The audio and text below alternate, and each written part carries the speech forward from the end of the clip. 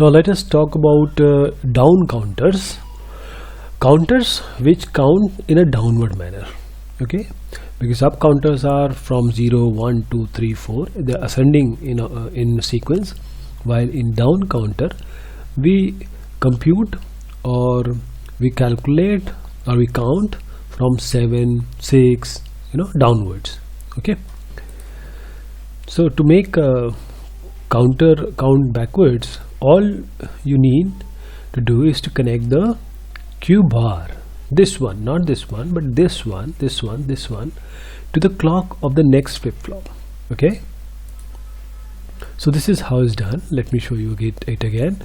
First of all, if it is our up counter, the output of QA is given to the clock of the second one.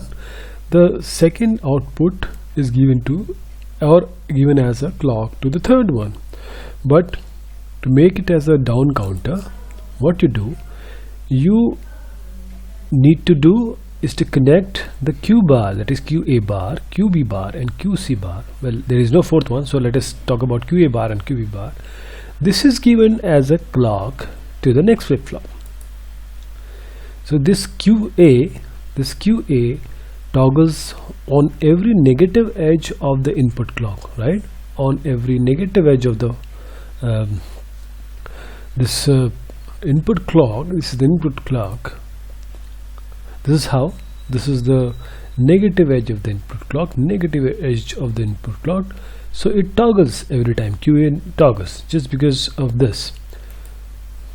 But QB, this QB toggles on every negative edge of QA bar, every negative edge A of QA bar. This is QA bar, right? But QA bar will start as the inversion or as the opposite of QA. So QA bar will be like this. If this is 0, it starts with 1, and when it becomes 1, it becomes 0. Means 1, it becomes 1 to 0. So this is the transitional point. This is the transition point here. Here it is going to, this QB is actually going to toggle only when the negative edge of QA is received, like this. QB is like this. Basically, the negative edge of QA bar means positive edge of QA, means the rising edge of QA. So QB is going to change for the rising edge of QA. And while QC, it toggles for every negative edge of QB bar.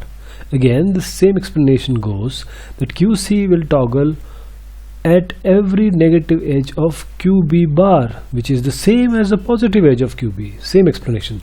So at the positive edge of QB bar, this is going to transit.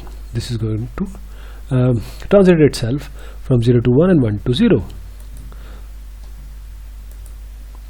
So if you place the count states in a table, you can see the down count sequence like this. Okay, first of all you have 0 0 0, this one, then you have 1 1 1, okay, as 1 1 and 1. The third one is this 1 1 1 1 0. Then we have 1 0 1. Then we have 1 0 0. As 5 we have 0 1 1, and at 6 we have 0 1 0, while on 7 we have 0 0 1.